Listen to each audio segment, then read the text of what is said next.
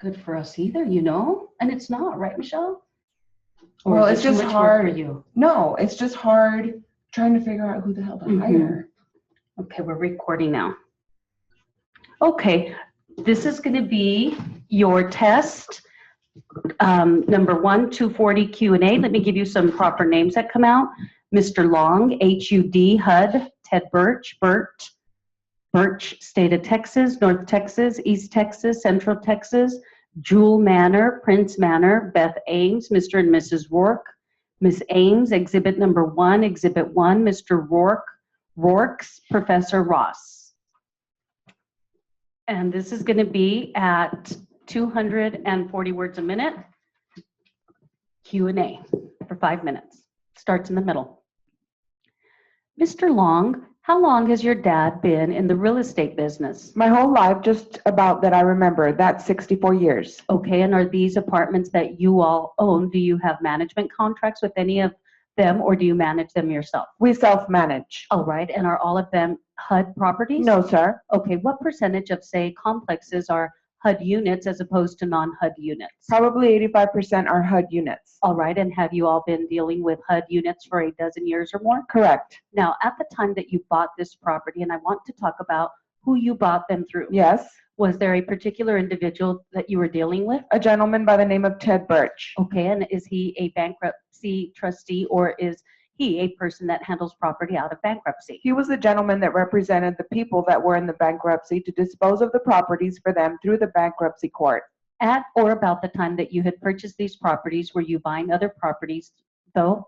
Is it through Birch. Birch? Yes, sir. About a number of properties, sir. And about how many different apartment complexes did you all buy through this gentleman at or about the time that you were buying these two? Probably about 10. And were they scattered throughout the state of Texas? Yes, sir. And some of them in North Texas or East Texas? Correct. Some of them in Central Texas? Correct. And some of them down here? Correct. Were the Jewel Manor and Prince Manor among the biggest complexes you were buying, or were they among the smaller ones? Smaller. And of the 10 that you bought through this gentleman at or about the same time, how many of them did you sell? 2. And those are the 2 that we're here in litigation about. Correct. Okay, and why did you decide to sell those? They were just smaller complexes, and they were kind of bought within the package to keep everything going to buy more properties from the group. Was it ever your intention to hang on to these smaller properties? No, sir. From a standpoint of self-managing apartment complexes, be they HUD or otherwise, is it more efficient if you're handling larger apartments? Yes, sir. And is that the reason why you decided to sell these? Correct. Now, you purchased these, I believe, the records show in May of 2006. Okay. And you got a contract for sale on them in August. Correct. So 3 months after you buy them, you got Beth Ames to sell them to Mr. and Mrs. Rourke. Correct. All right, and did you have anything to do with picking who was going to buy these projects? No, sir. Did you have any contact, written, telephonic, email, or any other way with Mr. or Mrs. Rourke before the sale or before the closing? No, sir. All right, now at the time that Ms. Ames starts putting together her packet, her prospectus there, exhibit number 1, did you have more than 3 months of data on what your expenses were or what your income was? No, sir. Okay, when you were buying these projects out of bankruptcy, did you get any audit reports? No, sir. Do you know when the last time these projects had been audited before you bought them? No, sir. At the time you bought them, were you required to prepare audits? No, sir. Did you subsequently have an audit prepared for the 10 months or 11 months that you owned this property? Contract. When we went under contract, HUD had contacted me and said because of another change of ownership, now these were due to be audited before the sale could go through. Okay, so when we see these numbers put up on the screen and these deals about audited 2006 income expenses, is that where they came from? Correct. Okay, and that was done after you all had the contract for sale. Correct. And this number of $100,000 loss has been bandied out the last day or two. Yes. Okay, do you understand where they're coming up with that figure? Well, I assume from listening yesterday, some from the interest. And then there was an amount of money that we spent to get them all prepared to sell. I'm assuming that was what it is. In looking at the exhibit 1, I think that's right in front of you, isn't it? Yes, sir. In terms of expenses, does it make any attempt to say what the expense for principal or interest payments would be on the mortgage? No, sir. Is that something that a broker trying to sell a property to Mr. Rourke is going to have a number for? No, sir. Is a person who's trying to sell the property to somebody like the Rourkes, are they going to know what the buyer's mortgage is going to be? No, sir. Are they going to know how much that person planned on paying cash or how much they're going to pay with a loan at the bank? No, sir. Okay, would it be impossible to put that figure in there? Yes, sir. And if you put in the figure, all you were paying for principal and interest during the months that you owned it would be misleading to a prospective buyer. Correct. Now, I think we heard some testimony yesterday from Professor Ross about $46,000 that you all paid towards you all's mortgage as a part of that $100,000. Do you remember that testimony? Yes, sir. All right. Do you disagree with that? No, sir. Okay. The other $54,000 of the balance, what was that spent on?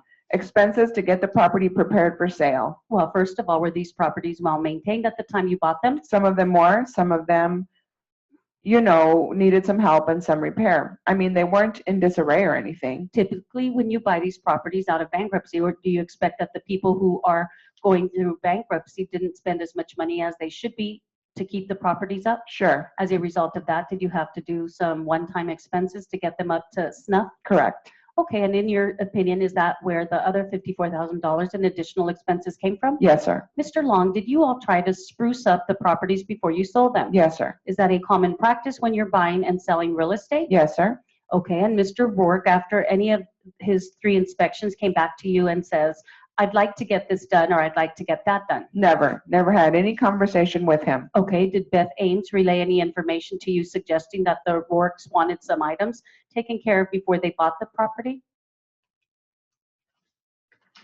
And then we'll get ready for your 225 Q&As. On your 225 Q&A number 1, you have Mr. Torres, ST Gunite Construction, Roth Farms, Roth, Mrs. Yoder, Plaintiff's Exhibit A, Submember B, C, D, E, Mr. Cook, B1, B6, Plaintiff's Exhibits A and B, Exhibit A or B, Jody Gunite, E1, Plaintiff's Exhibit E1, Plaintiff's Exhibit A1, 813, Hal Robbins, Plaintiff's Exhibits A, B, and E, Exhibit C and D. And this is going to be 225 Q&A number 1 for 5 minutes, and it does start in the middle. Do you recall, did Mr. Torres have any questions about these billings at that time, the July billings? I do not recall. How did you review them with him? I was there with the statement and the job cost ledger sheets, and as far as reviewing them, I handed them to him. Do you recall preparing checks to individual suppliers for the month of July as submitted on the billings from ST Gunite Construction? To individual suppliers only? Yes. No. They were joint checks to ST Gunite Construction and the supplier. Why was this done in July? Was this the procedure usually followed throughout the billings during the construction? No. Why did you resort to this procedure only on the last billing? I was instructed to by Mr. Torres. Did you contact ST Gunite Construction about the July billing? Did I contact them? Yes. No. Is there any other bookkeeper for Roth Farms who reviewed these billings and cost statements in the fall of '85? Not to my knowledge. Would you know if there had been other bookkeepers for Roth Farms who reviewed these statements? Yes.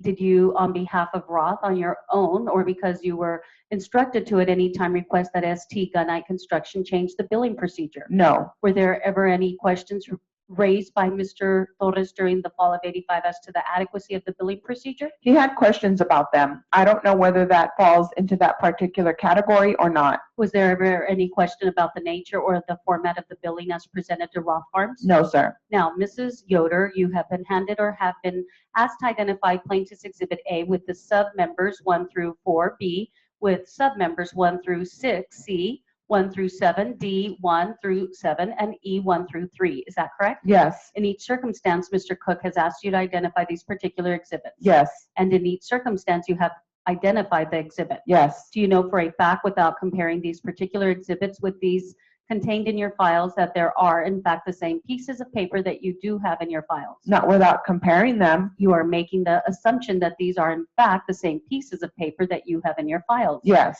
And when I say the same, they are true and correct copies of what you have in your files. Yes. But you have not, at this point in time, made a comparison. No. Now, in looking at Plaintiff's Exhibit A1, Mr. Cook, during the course of his direct examination, has asked you to identify an entry in the estimate column listed as ST Gunite Construction with the corresponding entry in the labor column of $1,700. Do you recall being asked that particular question? Yes, And do you recall responding that you did in fact recognize that particular entry? as salary. Was this particular entry ever discussed by you with anybody from ST Gunite Construction Company during the month of August 1985? No, Was it discussed by you with anybody from ST Gunite Construction Inc. during the month of September 1985? no, I don't believe so. When was the first time that these particular entries were discussed with somebody from ST Gunite Construction Company? I believe it was October of 85. But are you certain that it was not discussed in August of 1985? Not with myself. And directing your attention to plaintiff's exhibit B1 through B6, I would ask again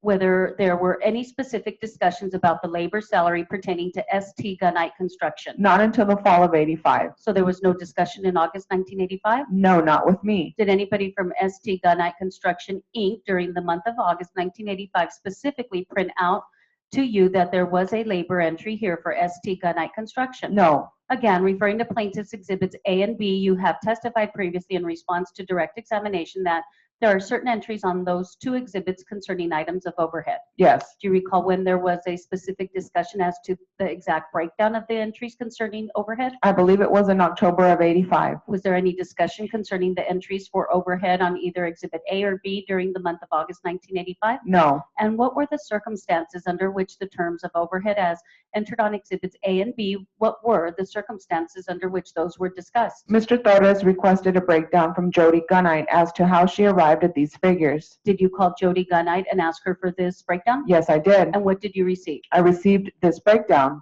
What are you referring to? Well, this is the July billing as to how she, What is the exhibit number there? E1. Were there breakdowns similar to that exhibit provided for the months other than July? I believe there was. I really am not sure. And was plaintiff's exhibit E1 provided at the request of yourself? Yes, Has anybody from ST Gunite Construction Inc. volunteered similar information prior to your request? no, Referring back to plaintiff's exhibits A and B, did you ever discuss with Mr. Torres the specific entries on any of the labor items? not until he requested them in October. Now, looking at plaintiff's exhibit A1, for example, do you see any entry here on what is listed as 8 through 13 for Hal Robbins in the amount of $89.50 for labor?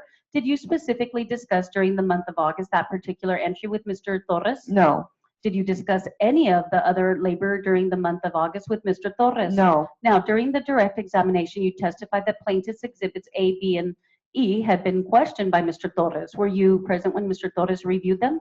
no, I provided Mr. Torres with these. And so when you say that Mr. Torres did review these particular exhibits, that was speculation on your part. Yes, You did not actually see him review them. no, With regard to exhibits C and D, were you specifically present when Mr. Torres reviewed these particular items? no, So again, when you say Mr. Torres had reviewed exhibits C and D, it was speculation on your part.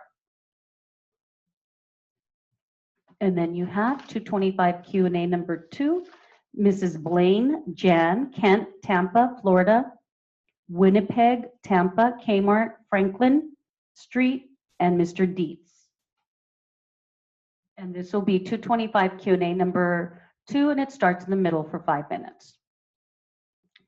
Mrs. Blaine, you mentioned that in the spring of 1983, when Jan was on crutches and you went into detail as to all the bad things, did Jan complain to you? no, she did not. Did she complain to you in any of this large stack of letters of the terrible treatment that she was getting? Occasionally, she would remark on things that happened down there, things that were said to her, things that had been said to her, things that had happened. She would occasionally write them down. She didn't write a great deal. You have read those letters, and I sure don't want to go through the whole stack of letters, but isn't it true that the bulk of the complaints included in that stack of letters are complaints so far as Jan and her relationship to her mother-in-law?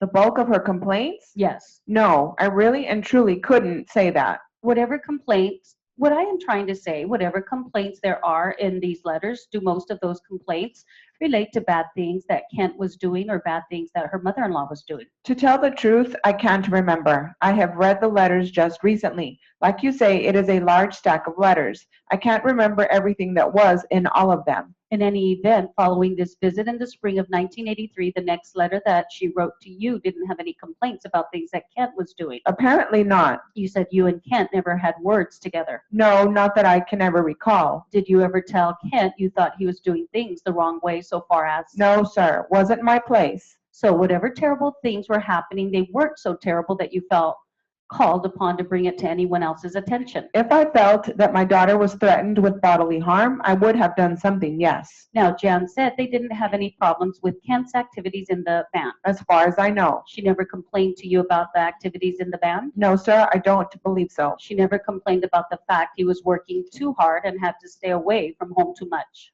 No. Never complained about the fact that he was doing all that work? No, she was quite proud. As a matter of curiosity, what did she complain about? Why did this marriage break up, or do you know? Jan did tell me a lot of things. But you can't recall specifically right now? I am trying. I really am. I'm sorry. Well, I am afraid you are going to have to ask her that. You don't remember any specific complaints that Jan had when she came home? Yes, I am sorry. I wish I could remember some of the things she told me. All right, let's leave that. Jan lived with you for about a year. Yes. Tell me about the circumstances of her leaving your home. Well, she just decided it was time for her to go out and make a life of her own. And what kind of realistic plans did she have for going out and making a life of her own? In what way? Did you have any discussion with her about how she was going to get along? She was on aid to dependent children.